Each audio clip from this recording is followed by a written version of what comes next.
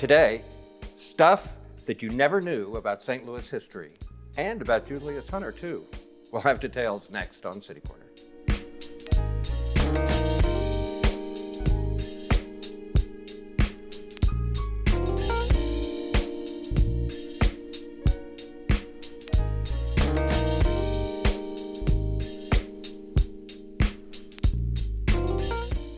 I'm Steve Potter. Welcome to City Corner.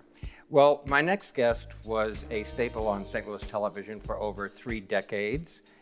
He anchored the news in St. Louis at a couple of different places, and he joins us now. He's written a new book, and we have other things to talk about. Julius Hunter, welcome to City Corner. Thank you very much. If I'm going to hang out on any corner, I decided I would hang out on City Corner today. Well, that's fantastic. How does it feel? Now, you've been retired like almost 20 years. It is. It will be 20 years in November. Can you believe that? No, I can't. And that's why I'm very nervous about doing this show today, Steve. I don't believe I'm very, you. very nervous. People said it's like riding a bicycle, but I have not been on a bicycle since I was a teenager, so I hope it's going to work out. Well, I remember you bring up a good point, though. If you're under 40 or something, you probably don't remember who was on doing the TV news back then. So people of a certain age might not know who you are. Well, they do, but I still, my biggest audience is grandmothers and mothers. For some reason, they always say, my grandma always watched you. And I thought, well, that's good. I watched you with my grandmother. Oh, good, yes, yes. So you're just about your entire television career was in St. Louis, I think. All of it was in Right. St. Louis, yes. I started in 1970 on Channel 5, and I was the first African-American TV newsman. Diane White was on Channel 5 as the weather girl, quote-unquote girl. Right. That's not my designation, but she was on before me. But for hard news and all, I was the first African-American on television here in St. Louis. Huh. Well, that just makes me think of something, and people might not think about it today. Mm-hmm.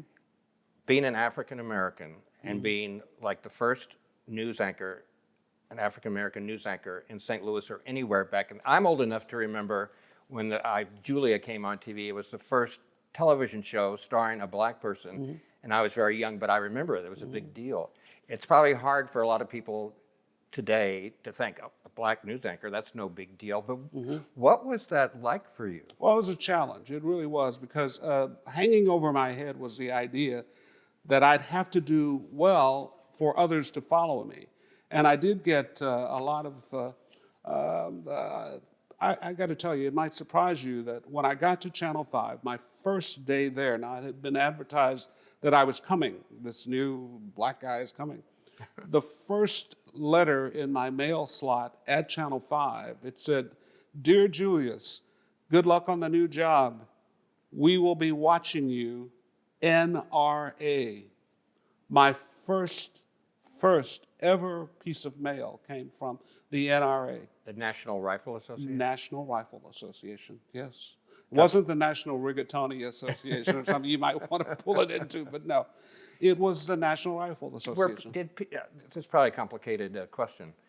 Back in those days, I'm sure a lot of people encouraged you, but I'm sure you got some negative vibes from some people. I did, and not from some of the sources that you would expect. Some of the sources said, "Hey, Julius, we were with that group that were picketing Channel 5 at the time. We're the ones who got you your job. Now, how much should that be worth to you?" Extortionists, basically from the side you wouldn't expect. But I did get a lot of racist stuff. Well, what was going on in your head as an African American at that time in history, being on television? Was it scary and invigorating at the same time? It was. Those are 2 good words, scary and invigorating, if people can imagine that. But it was intimidating, because here's something else that a lot of people don't know, is that I never had a single journalism class. I never had a single public speaking class in preparation for the job. When I was hired because I think they saw that I could string 2 sentences together that, subject-verb agreement and all, and that I was very curious. And I think probably one of the greatest characteristics for my getting the job is that I was nosy. I wanted to know about things, That makes a good reporter. Well, you've written a bunch of books that we'll go over here in a minute or two since you retired 20-something years ago. Right. But this new one, and it hasn't come out yet, it'll be coming out sometime in July. Right. Professor Julius K. Hunter's Stuff You Never Knew About St. Louis History. Right. So where'd all this come from? Well, I'm a natural-born hunter-gatherer. Gatherer, you get it? And so for all of the years that I was in school, now I am also proud of the fact that I am a complete product of the St. Louis Public Schools. I went to Cole Elementary School, I went to Sumner High School, and then Harris Teachers College. So all of my education came from the St. Louis Public Schools. And I'm really proud of that because it put me up there. I can beat anybody at Scrabble. I don't care whether they went to Harvard or Yale or Princeton or wherever. I can beat them at Scrabble, I can tell you that. And so I started collecting these little known facts about St. Louis history, stuff you just would never know or suspect about St. Louis history. I'm going to ask you about that later in the All program. right, you're going to give me a quiz? I'm going to give you a little quiz, and I've got a Okay. couple of questions from the book. But before we do that, I kind of want to do this show, kind of just sort of get to know you. All right. And Well, let's go to a bar down the street. I mean, we can really get to know each other. after the show's over. After the show, okay. We'll talk about that Right, later. right. But you've written a number of books since you retired 20-something Right, years ago. right. And we've got some images of some of them, I think. Okay. And this was a kid's book, Yeah, right? that was the first edition of the children's alphabet book. I wrote that for my daughters who are now adults, and it came out first in 1975. Let's look at a few Crazy more. stuff, yeah. And that's the rebirth of that book in 2005, I think. It's a very popular children's alphabet books. One verse, let's see if I can think of one verse. Some say snakes seem sort of sad, but in the chats with snakes I've had, I found them slithery but glad to slink and slide the way they do. So some slow snakes don't show sharp smiles. They're merrier than crocodiles. Wow. If you can say so, some slow snakes don't show sharp smiles. That's one of the verses. That's kind of how I talk on the show sometimes. Right. Let's do a little bit about your history growing up. I know we've got some pictures from where you grew up and that sort of thing. Right. You were Now that's a broadcast news. That is a book that I wrote for college broadcast students. Now it didn't have any courses, but this was one of the first books I wrote that was of a serious nature. Let's jump ahead to your history in St. Louis. All right.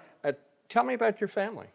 My family, my mother was a domestic worker. My father was a custodian at a large apartment building. They both met during the war at a small arms factory in Weldon Spring, I think it was. Really? And when I was a kid and knew that my parents were headed off to a small arm factory, I thought they were making arms for dolls, little dolls or something at a small arms factory. But it was something else. Huh. Let's look at some images from, I think we've got a picture of you, we've got a picture of a couple of schools you went to, but I think this is where you lived. That was the royal birthplace there, on the right there of your screen. And where was that? That's 722A North Vanderbilt, between Enright and Delmar. I was born upstairs over a storefront barbershop.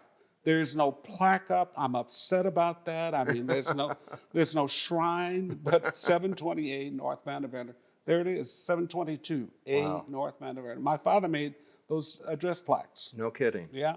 I think you had a brother that was kind of influential to you. Right. My brother Van taught me to read before I actually got to school by teaching me to read using groceries and the telephone directory. So when I got to kindergarten, I could read like a breeze already. They bumped me up to first grade after a couple of weeks. What are your memories about growing up in St. Louis? So I'm trying to do the math when that would have been.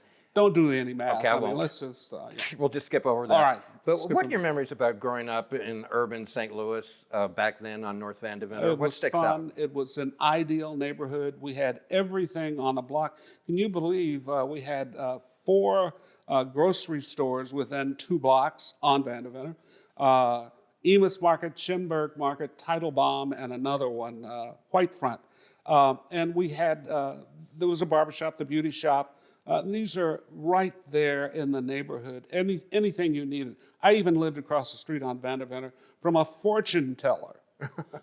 Professor Verdure, who had a turban and he would read fortunes with a crystal ball directly across the street from me. Roscoe McCrary's barbecue, original barbecue shop was right across the street from me. And so it was a self-contained neighborhood that was beautiful, fun. Well, you didn't grow up thinking you were going to be in the news business. And No. in fact, I think didn't you teach elementary school? Maybe did. when you I were did. right out of college. Right out of college, I taught at Hamilton Elementary And School. here you are at a very young That age. was the boy genius who did not know then what the heck he was going to do with his life. He didn't know where he was going to go next for his, He looks very sweet and sincere. he was sincere, sweet, I don't know about. That's another flavor that I don't know. So you taught elementary school. I did. My first class out of Harris Teachers College, a wonderful school, I had, would you believe it or not, in a self-contained classroom. That meant the kids didn't go anywhere, I didn't go anywhere. We were together from the beginning of the day till the end. I had 44 students in my first class, 44 at Hamilton School, and many of them were 15 and 16 years old. And Steve, I was 21. Wow. I had to keep that a secret from them. Uh-huh. And real quick, we're going to take a break here in a minute. All right. We come back, we've got a great little video we're going to show and talk about some of the fantastic people that you've interviewed. But when did it occur to you that you were going to go on that route? On which route? Television. 66? No, on television. It happened when I was working at Washington University, where I was a housemaster of a dormitory of 144 freshman women. And Channel 5 came to do something on what it was like to be black in that year, whatever year that was, 1969. I thought, what a ridiculous idea. How can you tell what it's like to be black in an hour program? But they came out to Washington U to see this guy who was housemaster of a dormitory of 144 freshman women. And that's where I learned, Steve, that hell hath no fury like a woman's dorm. But you gave that up. I gave it up to go to work at Channel 5. Well, I'll tell you what, when we come back, we have a video we're going to share and show some of the fantastic people that you've met over your career, so we'll do that. We're talking to TV's Julius Hunter. He's written a new book, and he has some other stories to tell too, so stay with us on CityCorner.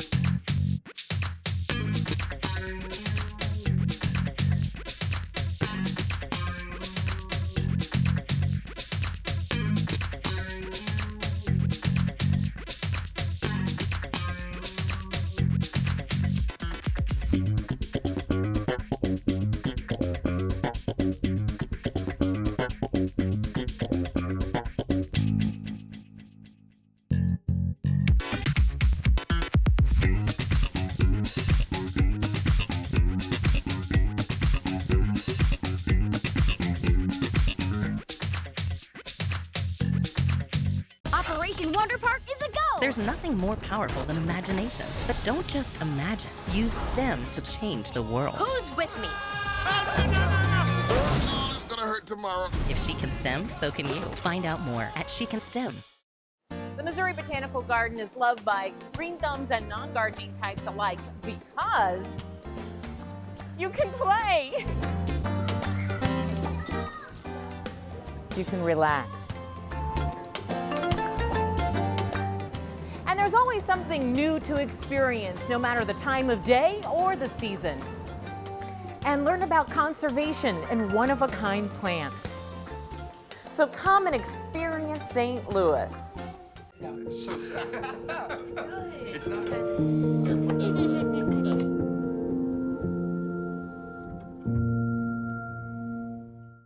If you smoked, this new lung cancer screening could save your life. Visit SaveByTheScan.org.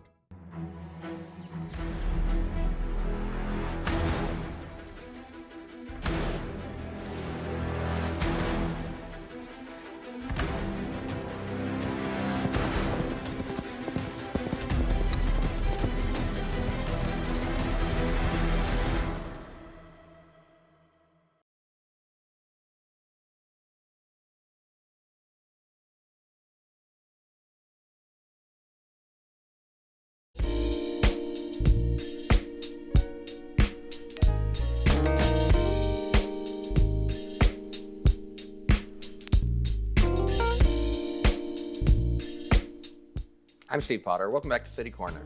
Our guest today is Julius Hunter. Julius was a TV news anchor in St. Louis for over 30 years on both the NBC and the ABC affiliates. ABC, Get- Channel 5 and Channel 4, CBS. Right, excuse me.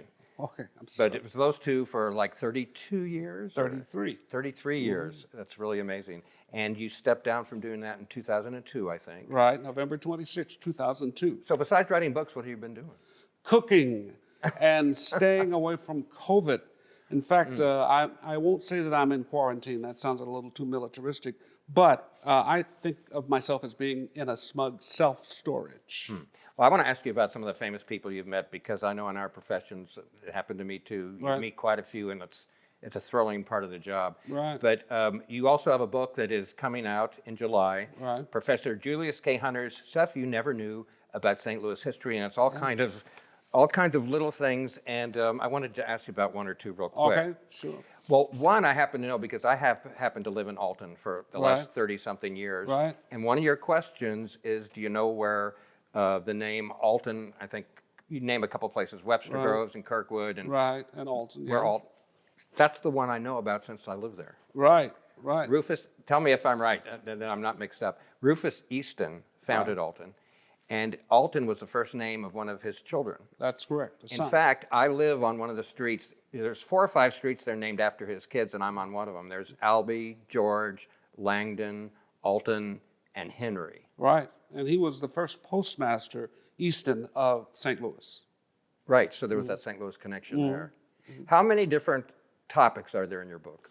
Lord knows, I've never counted the topics, but there are 309 entries, little factoids that I found. People say, why 309? And I say, why not? They say, well, why didn't you round to 300? And I said, the world is not necessarily rounded. It's round, but not rounded. Huh. Let's we have a video, and we want to talk as we see it because it highlights shows you with a lot of people that you interviewed over the years. And as we're watching it, just whatever comes to mind, identify the person. All right. Obviously, this is Gerald Ford and you. Right, right. I'm giving all of these people advice. If you look at all of these pictures with me and these people, I'm telling them how to do their jobs and how to do those jobs better. That was Ford, and that was Jimmy Carter. Jimmy Carter, of course. Yeah, very, very pleasant and warm guy. I never thought he could become president. Ronald Reagan was the nicest and kindest of all the presidents. He wrote a nice little note to my daughter, Jennifer. And there he was. I set him up at the Matthews Dickey Boys Club, which he thought was a delightful thing because there was no taxpayer money going into that place. There is George H.W. Yes.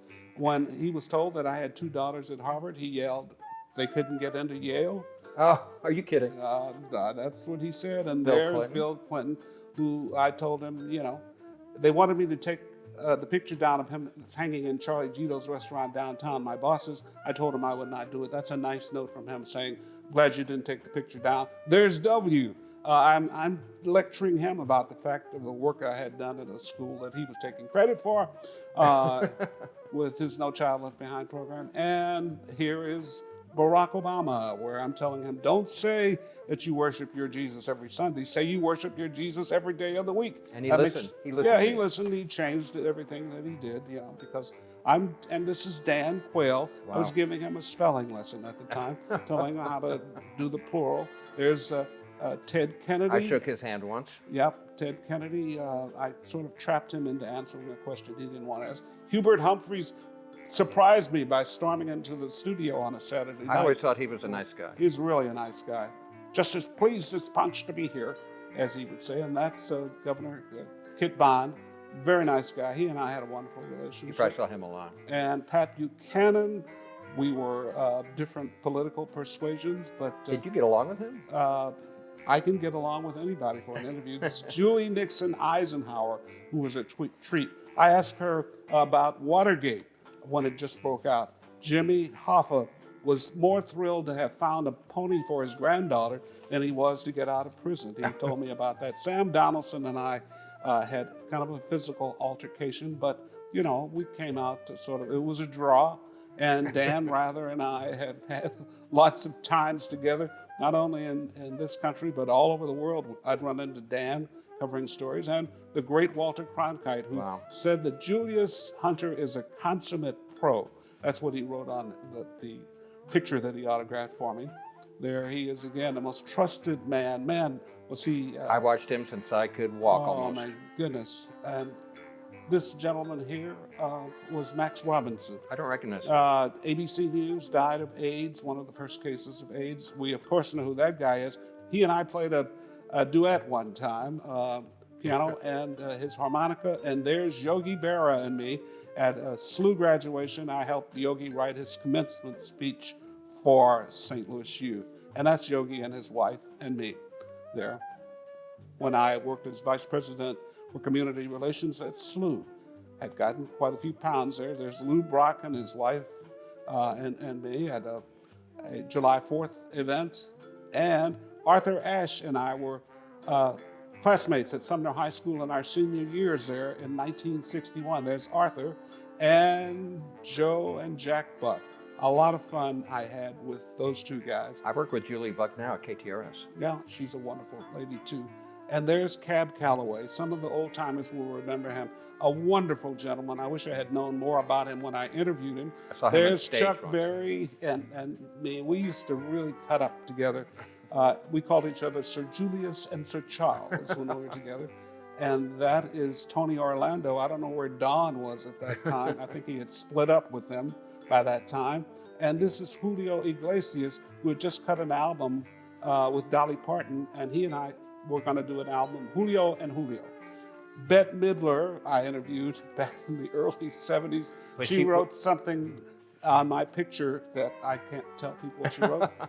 And there is Lou Rawls, the great Lou Rawls. He walked in my house one time and the windows rattled, according to my wife. There's Hans Vonk, the symphony director, and me together after having a couple of bottles of grappa, and I'm directing him. Bob Hope, who was probably the most unnice person that I met. No kidding. That might surprise people. Yeah, you wanted to know. Milton Berle was the most profane person. He could string together more cuss words than anybody I've ever heard in one sentence. And there is the great Carol Channing, who was wonderful and was going to come to my restaurant to eat one night. She got diverted. And Julia Child and I had an altercation with her husband, Paul, who challenged me. And here's the story. When Julia's husband, Paul, was a gatekeeper screening all of the famous people for his wife's interviews, he challenged me. I was the only person he challenged, and almost a war broke out. He and I got nose to nose with each other. There he is, Paul. He married her. Her father didn't like him, and I found out why. At the old famous bar in Clayton, I was highly offended that Paul Child did not stop any of the other white reporters, but he stopped me. So, I didn't like that. We got nose to nose. Helen Weiss, sweet Helen Weiss, the PR person, famous, separated us, a wonderful lady, and physically kept us apart from the altercation there at famous bar in Clayton. And back in the newsroom, I did a little looking up of Paul's background, and he was a black belt in karate and judo and a war hero. And I thought that if I had fought him physically in that altercation, the headline in the newspaper clipping might have blared that Child drops anchor. Didn't happen. Wow. And there is Sophia Sophia. Loren. I mean, my heart just goes out. I asked her, I said, do I understand that you take baths in milk? She says, bring me the milk. I will show you. Perry Como. Perry Como, God, I really loved working with him. And there's Gregory Hines there, who was quite a stellar gentleman. And then here is, coming up, yes, Angie Dickinson. I got to escort her onto the stage, and she told me she was terrified with live audiences. Pearl Bailey was my first celebrity interview. She would not talk to me in the heat of Forest Park until I took off all of my outer clothes. And then Oprah Winfrey I had dinner with at my restaurant when it was alive and well. And Cardinal Carberry, dear Cardinal Carberry. He and I were very, very close. Played piano and flute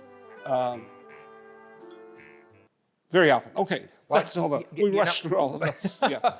And that's just a fraction of Yeah. the memories you have from your career, and I can relate to that. I got into radio and stuff in the early 80s, and I was 17 years at St. Louis Public Radio, among other places. But I think of all the people, notable people I've met and had those little interactions with over the years, and it's kind of special, and I'm sure you feel the same way. Right. Well, I had a good friend, Joyce Loving, and Julie Steck helped me put that together, along with Scott Smith of Align Media, helped put that little segment together. Okay, let's talk about your book in the couple of minutes we have left. I'm not sure how much we have left, but not enough time. Probably not. Let's do another 2 or 3 hours. We could if they'd let us. Right. Stuff you never knew about St. Louis history. We Right. talked about the Alton thing. Right.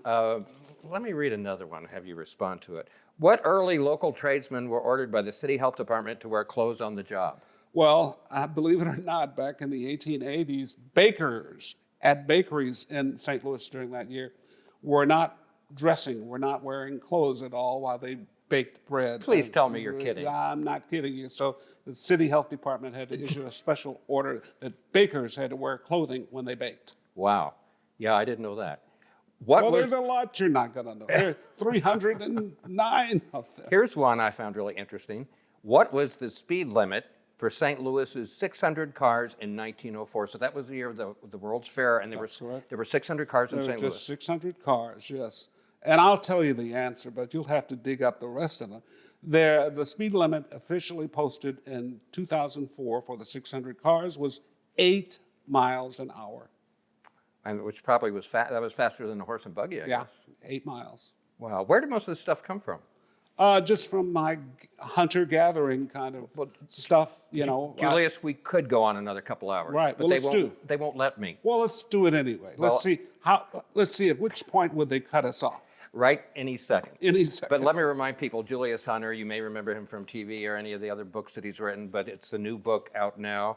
All sorts of facts about stuff you never knew about St. Louis history. Go to JuliusHunter.com. The book comes out later in July. Right. Julius, I grew up watching you on TV. It's nice to meet you in person, and thank you so much for gracing us with your presence. Thank you. I'm glad you were able to grow up after watching me. I'm working on it. Okay. Julius Hunter, thanks. Thank you. I'm Steve Potter, and thank you for watching City Corner. We'll see you next time. Bye.